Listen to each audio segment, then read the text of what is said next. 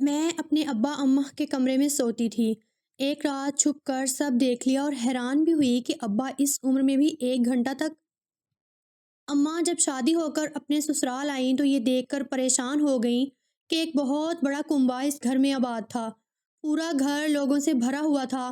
میرے ماں باپ کے باپ اور بہن کے علاوہ اس گھر میں میرے باپ کی ماں اور ان کے 4 بھائی بھی اپنے خاندانوں کے ساتھ رہتے تھے۔ سب کی مشترکہ زمینداری تھی اور یہ گھر بھی بہت بڑا تھا۔ اس گھر میں سب کے لیے الگ الگ کمرے بنے ہوئے تھے، مگر سب کا کھانا پینا ایک ہی جگہ تھا۔ بڑے سارے صحن میں صرف ماں کی دادی ساس بڑی پلنگ پر براجمان رہتی اور اس کی بہویں اور اب بہوؤں کی بھی بہویں گھرداری میں جٹی رہتی۔ گھر کے ساتھ ہی جانوروں کا باڑہ بھی تھا جس میں ہر خاندان کی 2 بھینسیں پلی ہوئی تھیں۔ ان کا خیال رکھنا، صفائی کرنا، چارہ دینا اور نکالنا، یہ سب بھی گھر کی عورتوں کی ذمہ تھا۔ صبح نور کے تڑکے وہ سب اٹھ کر کاموں میں لگ جاتی اور یہ کام رات گئے تک اسی طرح جاری رہتے۔ میری دادی ساس کا پورے گھر پر راج تھا۔ بیٹے سارے فرمانبردار اور بہویں تابع دار تھیں۔ اب اس سب کے بعد آنے والی جو نئی بہویں تو کسی کھاتے میں ہوتیں، اسی وجہ سے وہ اتنی ذمہ داریوں اور گھریلو سیاست کو دیکھ دیکھ کر پریشان تھیں کہ وہ اس جنجال پورا میں کیسے رہیں گی۔ بات ساری یہ تھی کہ وہ ایک چھوٹی فیملی سے آئی تھیں، مگر وہاں سب مل جل کر محبت سے رہتے تھے۔ اس کے سسرال میں سب ساتھ تو رہتے تھے، مگر ان کے دلوں میں ایک دوسرے کے لیے بغض و عناد بھر چکا تھا۔ دادی ساس کا پہلے بہت روب ہوگا، اب تو وہ جسمانی کمزوری کے ساتھ ساتھ دماغی کمزوری کا بھی شکار ہو چکی تھی۔ اسی وجہ سے گھر کا نظام درہم برہم نظر آتا تھا۔ اب ہوتا کچھ یوں کہ جو چاہتا ان کی چھوٹی چاپلوسی اور دکھاوے کی خدمت کر کے اپنے حق میں فیصلہ کروا لیتا۔ اس کی ساس اپنی جٹھانیوں کے برعکس سیدھی عورت تھی، جس نے اپنی پوری جوانی ساس کے اشاروں پر گزار دی تھی۔ ویسے بھی اس کے 2 ہی بچے تھے۔ بیٹی بیاہ کر دور کسی شہر جا چکی تھی۔ اب اس نے بیٹے کا بیاہ کر کے بہو بھی گھر اتار لی تھی، مگر اس کی جٹھانیاں بہت ہی تیز و ترار تھیں۔ وہ اپنی بہو کا تو جینا حرام کیے ہی رکھتی، مگر ساتھ ساتھ دیورانی کی بہو یعنی میری ماں کو بھی اپنی باتوں اور احکامات سے زچ کیے رکھتی۔ ان کے بڑے کنبے تھے، کسی کے 6 تو کسی کے 8 بچے اور پھر بہویں داماد بھی۔ یوں یہ گھر ایک اکھاڑا بن چکا تھا۔ میرے دادا میری دادی کے مقابلے میں کافی سمجھدار انسان تھے۔ بڑے بھائیوں کی بنسبت وہ زمینداروں پر توجہ دیتے اور زیادہ پیداوار کے لیے جدید خطوط پر کام کرنے کی کوشش کرتے، جبکہ مشترکہ آمدنی کی وجہ سے ان کے بھائی اور ان کے لڑکے لاپرواہ ہو چکے تھے۔ میری ماں کے بھی ان سالوں میں 3 بچے ہو چکے تھے۔ تب ایک دن ان کی ساس کا وقت پورا ہو گیا اور وہ فوت ہو گئی۔ کچھ دن تک تو نظر و نیاز اور فاتحہ کی درود کی محافل چلتی رہیں، مگر اس کے بعد گھر کا نظام جو بنا ہوا تھا وہ درہم برہم ہو گیا۔ ایسے لگنے لگا جیسے کوئی طوفان آ گیا ہو۔ میرے دادا اور ان کے بھائی بھی اب کافی بوڑھے ہو چکے تھے۔ اب تو ان کے جوان بچوں کا راز تھا اور وہ کسی بھی پابندی کو قبول کرنے پر راضی نہ تھے۔ آخر کار گھر کا بٹوارا کر دیا گیا۔ اس میں بھی میرے دادا کے بھائیوں اور ان کی اولادوں سے ناانصافی سے کام لیا اور گھر کے حصے کرتے وقت سب نے میرے دادا کو کم رقبہ دیا کہ اس کی تو ایک ہی اولاد نرینہ ہے، جبکہ ان کی کثیر اولاد اور پھر ان کی آل و اولاد کے لیے تو وہ بھی کم پڑ رہا تھا جو ان کے حصے میں آیا تھا۔ زرعی زمین سب کی ابھی بھی مشترکہ ہی تھی، باغات بھی تھے جس کی آمدنی سب آپس میں تقسیم کر لیتے تھے۔ ان کے لڑکوں کو کھانے اڑانے کی عادت پڑ چکی تھی، جبکہ میرے والد اپنے باپ سے محنت کی عادت ورثہ میں پا کر ان کا سہارا بن چکے تھے۔ اب حال یہ تھا کہ آمدنی تو اسی حساب سے ہوتی تھی، جبکہ خرچ کرنے والے کئی گنا بڑھ چکے تھے۔ اوپر سے فضول خرچی اور دکھاوے کے علاوہ بری عادتوں میں مبتلا ہو کر وہ لوگ جو بھی آتا سب کچھ برباد کر دیتے۔ میرے دادا اور دادی جب حج پر گئے تو ہم بہن بھائی بہت اچھے سمجھدار ہو چکے تھے۔ جب ہمارے دادا دادی کے حادثے میں شہید ہونے کی اطلاع ملی تو میرے ماں باپ کی بری حالت ہو گئی۔ ہمیں بھی ان سے بہت محبت تھی، اسی وجہ سے ہمارے گھر میں تو قیامت کا منظر تھا۔ جب اس حادثے کا علم ہوا ان کو وہی جنت البقیع کی قبرستان میں جگہ نصیب ہوئی اور ہم یہاں بس ان کی فاتح اور نیازیں ہی کروا سکے۔ میرے دادا کیا گئے مانو اس خاندان سے برکت ہی اٹھ گئی۔ والد کے لیے کیا کیا دیکھتے، جبکہ ان کے کزن کچھ بھی محنت کرنے کے قائل نہ تھے، بس ان کو تو پیسے سے غرض تھی۔ اسی دوران ایک ایک کر کے میرے باپ کے دونوں تایوں کا بھی انتقال ہو گیا۔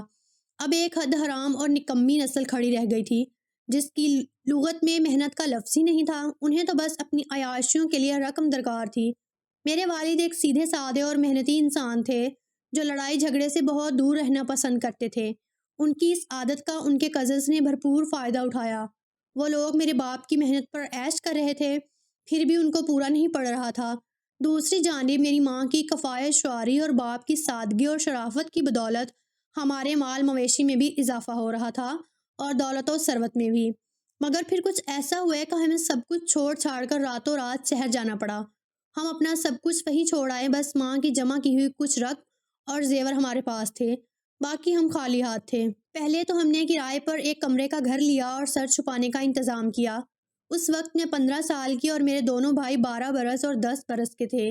کہاں تو ہم نے اتنے بڑے گھر میں آنکھ کھولی تھی، زندگی کی ہر سہولت ہمیں حاصل تھی، گھر کا دودھ دہی مکھن اناج سے برتن بھرے رہتے، اور کہاں یہ حال تھا کہ ایک کمرے کا چھوٹا سا گھر، بلکہ گھر بھی کیا، 4 دیواری ہی تھی جس میں ہم نے سر چھپایا تھا۔ ہم بچوں کی تو کچھ سمجھ ہی نہیں آ رہا تھا کہ یہ ہوا کیا ہے۔ ہمارے سامنے زندگی کا یہ کون سا رنگ کھلا ہے، کون سا روپ تھا، یہ بے بسی ہی بے بسی تھی، مجبوری ہی مجبوری تھی۔ ہم اپنے کشادہ صحن اور اس میں بچھی رنگ دار پائے والی نواڑی پلنگوں کو یاد کرتے ہوئے نیچے زمین پہ سو جاتے۔ گھٹن زدہ ہوا میں پینے میں بھیگتے ہوئے ہمیں اپنے آنگن میں مہکتے موتیا اور رات کی رانی کی خوشبودار جھونکے جو آم اور نیم کی گھنی چھاؤں میں ٹھنڈی ٹھنڈی ہوا کی لطیف سی تھپکیاں دیتے، تو ہم خود بخود نیند کی پرسکون آغوش میں سو جاتے۔ بری طرح یاد آتے تھے۔ اب تو پوری رات سخت زمین پر پسینے کی بدبو اور گھٹن میں مچھروں سے جنگ کرتے گزر جاتی۔ ہمارا گھر دیسی گھی میں تربتر پراٹھوں کی مہک سے مہک اٹھتا۔ کئی لوگ بچوں کو لسی لینے ہمارے گھر بھیجتے۔ میری ماں ہر دفعہ لسی کے ساتھ کبھی کسی کو دیسی گھی کی کٹوری تو کسی کو کیری لیموں کے اچار کی کٹوری تھما دیتی، اور لوگ جھولیاں بھر بھر کر دعائیں دیتے رخصت ہوتے۔ مگر اب لگتا تھا وہ سب آسانیاں اور دعائیں ہم سے روٹھ گئی تھیں۔ میرے باپ کو تو ایک چپ سی لگ گئی تھی، جبکہ ماں تو لگتا کہ بولنا ہی بھول گئی تھی۔ میرے دونوں بھائی اپنے کھلونوں اور بکری کے بچوں کو یاد کرتے۔ ہر روز تازہ دودھ پینے والے اب ایک دوسرے کا منہ تکتے۔ جن چیزوں کا بھی سوچا بھی نہ تھا کہ یہ کوئی نعمت ہے، وہ تمام چیزیں میں اپنی پوری شدت سے ہم سے روٹھ چاہتے تھے۔ آخر پہلے ماں نے ہی ہوش کیا اور حالات کو سنبھالنے کی کوشش شروع کر دی۔ اس کے لیے سب سے پہلے ضرورت تھی کہ میرے باپ کو اس غم سے نکالا جائے، اور وہ جو اپنی ہمت پوری طرح ہار چکا تھا، میری ماں نے اپنی ہمت سے اس کے اندر بھی حوصلے کی تازہ روح پھونک ڈالی۔ اچھے دنوں کی یادگار کچھ زیور اور ماں کی کفایت شعاری سے جمع کی ہوئی کافی رقم جو ماں نے الگ چھپائی تھی، وہ اس وقت ہمارے کام آئی۔ نہ جانے کیا بات تھی کہ اس قدر برے حالات میں بھی ماں خاموش تھی اور کافی عرصہ اسی غربت میں گزارتی رہی۔ مگر پھر جب ہم سب وہ اچھا وقت بھولنے لگے تھے اور ہمیں لگنے لگا کہ بس اب یہی ہماری زندگی ہے، اور وہ سب جو ماضی کے خوشگوار لمحات تھے جیسے کوئی خواب ہوں، ایسے میں ماں کہیں اپنے رشتہ داروں کے ہاں گئی، اور جب واپس آئی تو اس کے پاس اچھی خاصی رقم اور زیور تھا جو اس نے اپنی خالہ کے پاس بطور امانت رکھوایا تھا۔ ماں نے یہ سب کچھ لاک کر میرے باپ کے ہاتھ میں رکھ دیا اور کہنے لگی کہ یہ سب آپ کا ہی دیا ہوا ہے جو میں اچھے وقت میں جمع کرتی رہی ہوں، آج یہی سب ہمارے کام آئے گا۔ میرا باپ حیران سا بیٹھا یہ سب اثاثہ دیکھ رہا تھا، اس کی آنکھوں میں تشکر کے آنسو تھے۔ اب جب کہ ہم بالکل خالی ہاتھ تھے اور کہیں سے بھی امید کی کوئی کرن نظر نہ آتی تھی، ایسے میں یہ سب کسی خزانے سے کم نہ تھا۔ زیادہ راہ ملا تو منزل بھی نظر آنے لگی اور راہ بھی آسان ہوئی۔ اب میرے باپ نے اڑھد کے کام کرنے کا سوچا اور شہر کی سبزی منڈی میں ایک دکان کرائے پر لے کر ہول سیل کا کام شروع کر دیا۔ وہ ایک کمرے کا گھر چھوڑ کر ہم کچھ معقول علاقے کے تھوڑے کشادہ گھر میں شفٹ ہو گئے۔ اب میرے باپ نے اپنے کاروبار پر توجہ دی۔ وہ محنتی تو تھا ہی، یہی محنت اور ایمانداری کی عادت اس کے کام آئی۔ اس نے نہایت کم نفع پر مال بیچنا شروع کر دیا، اسی وجہ سے اس کی مارکیٹ میں ایک ساکھ بنتی گئی، اور کچھ سالوں میں اس کا نام اور اس کی پہچان بن گیا۔ دوسری جانب میری ماں نے گھر پر اور ہم بچوں پر توجہ مرکوز رکھی، ہمارے اچھے اداروں سے تعلیم جاری کروائی اور ساتھ ساتھ بہترین تربیت بھی کرتی رہیں۔ اسی وجہ سے میرے دونوں بھائی پڑھنے میں بہت اچھے نکلے۔ پڑھائی کے علاوہ بھی وہ دونوں بہت اچھے اخلاق کے مالک تھے۔ جو بھی ان سے ملتا بات کرتا ان کا گرویدہ ہو جاتا۔ مگر نہ جانے کیا بات تھی کہ اماں ان پر کڑی نگاہ رکھتیں، انہیں پڑھائی کے علاوہ کہیں نہ جانے دیتی، اپنی نگاہ سے اوجھل نہ ہونے دیتی، جبکہ مجھ پر ایسی کوئی خاص پابندیاں نہیں تھیں۔ میں اپنے دوستوں کے گھر بھی چلی جاتی اور ہم سب مل کر شاپنگ پر یا کہیں پکنک پر بھی چلے جاتے، مگر بھائیوں کے لیے بہت سخت اصول تھے۔ ایک یہی بات تھی جس پر میرے بھائی ماں سے الجھتے، مگر آخر کار ماں کی بات مانی نہیں پڑتی۔ اس سارے معاملے میں میرے باپ نے ایک خاموشی تان رکھی تھی۔ وہ اپنے کام سے کام رکھتا، گھر اور بچوں کی ذمہ داری مکمل ماں پر تھی۔ مجھے ماں کے اس رویے سے بہت الجھن ہوتی تھی۔ سمجھ نہیں آتا تھا کہ ماں میرے ساتھ اور بھائیوں کے ساتھ اتنا فرق کیوں رکھتی ہے۔ دوسرے گھروں میں جو پابندیاں لڑکیوں پر ہوتی ہیں وہ ہمارے گھر میں لڑکوں پر تھیں۔ اب یہ کیوں تھا، اس کا جواب تو صرف ماں کے پاس تھا۔ میرا باپ اب ماں کے آگے کچھ نہ کہتا۔ ایک طرح سے وہ ماں کا احسان مند تھا جس نے اس مشکل گھڑی میں اس کا ساتھ دیا اور دوبارہ سے اپنے پیروں پر کھڑا کرنے کا حوصلہ بخشا۔ بھائیوں کو مزید اچھی تعلیم کے لیے ہاسٹل بھیج دیا گیا تھا۔ اب گھر میں بس میں ہی رہ گئی تھی۔ میں گزشتہ 2 سال سے ایک عجیب تماشا اپنے گھر میں دیکھ رہی تھی۔ میری ماں اکثر ناراض ہو کر اسٹور میں چلی جاتی اور دروازہ بند کر دیتی۔ حیرت کی بات تھی، میرا باپ اس بند دروازے کے آگے بیٹھ کر ساری رات اس کی منت کرتا، لیکن ماں دروازہ نہ کھولتی۔ یہ معمول میں پچھلے 2 سالوں سے دیکھ رہی تھی۔ ویسے تو ہماری زندگی میں جو اتار چڑھاؤ آئے تھے وہ میرے ذہن پر بہت سے سوال چھوڑ گئے تھے، مگر اب یہ جو گھر میں ہو رہا تھا، پہلے ایسا کچھ نہ دیکھا تھا۔ میں نے اپنے طور پر جاننے کی بہت کوشش کی مگر اس راز سے پردہ نہ اٹھا۔ کہتے ہیں کہ ماں اور بیٹی میں بہت دوستی ہوتی ہے، وہ ایک دوسرے کی رازدار ہوتی ہیں، مگر یہاں تو ایسا کچھ بھی نہ تھا۔ میری ماں کچھ عجیب سی عورت تھی، وہ اپنے دل کا بید بیٹی کو بھی نہ دیتی۔ میرے ذہن میں تو پہلے سے ہی ہزار سوالات گردش کرتے رہتے تھے۔ اب جو 2 سال سے یہ نیا تماشا دیکھ رہی تھی، اس نے مجھے ایک ہیجان میں مبتلا کر دیا تھا۔ آخر کار میں نے فیصلہ کر لیا کہ یہ کھوج لگا کر ہی رہوں گی کہ ماں آخر اسٹور میں جا کر کیا کرتی ہیں۔ میرا باپ چاہنے کے باوجود اسے روک نہیں پاتا، بلکہ پورے وقت اسٹور کے دروازے پر کھڑا ماں کی منت سماجت کرتا رہتا ہے کہ وہ دروازہ کھول کر باہر آ جائے۔ میں کیونکہ گھر میں ہی ہوتی تھی، مگر اکثر یہ سب رات گئے ہوتا۔ اب میں طاق میں تھی کہ ایسا کچھ محسوس ہو تو میں اپنا کام کروں۔